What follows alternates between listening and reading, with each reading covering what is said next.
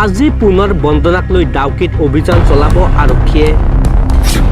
সন্ধান চলাব অমৰজ্যোতিৰ মৃতদেহৰ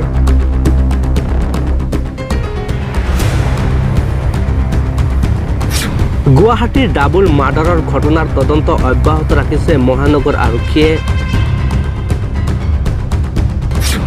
আজি পুনৰ বন্দনা আৰু আন দুই অভিযুক্তক লগত লৈ আৰক্ষীয়ে ডাউকিত অভিযান চলোৱাৰ সম্ভাৱনা আছে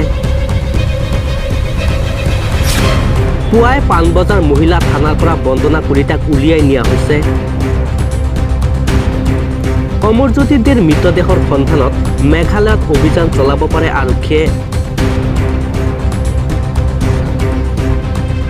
শংকৰীদেৰ মুণ্ডহীন মৃতদেহ চেৰাপুঞ্জীৰ পৰা উদ্ধাৰ কৰাৰ পিছত অমৰজ্যোতিৰ মৃতদেহৰ কিছু অংশ ডাউকিৰ পৰা উদ্ধাৰ কৰিছিল আৰক্ষীয়ে কিন্তু সম্পূৰ্ণ মৃতদেহ উদ্ধাৰ কৰিব পৰা নাছিল আৰক্ষীয়ে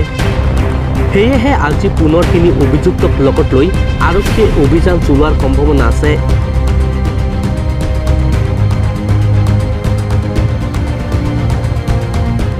উল্লেখযোগ্য যে সম্পত্তিৰ লালসাত বন্দনা কলিতাই শাহু আৰু স্বামীক হত্যা কৰিছিল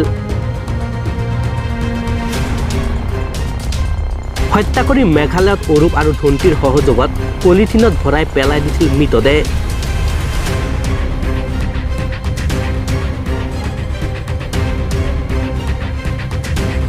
নিউজ ডেস্ক আসাম এক্সপেন্সিভ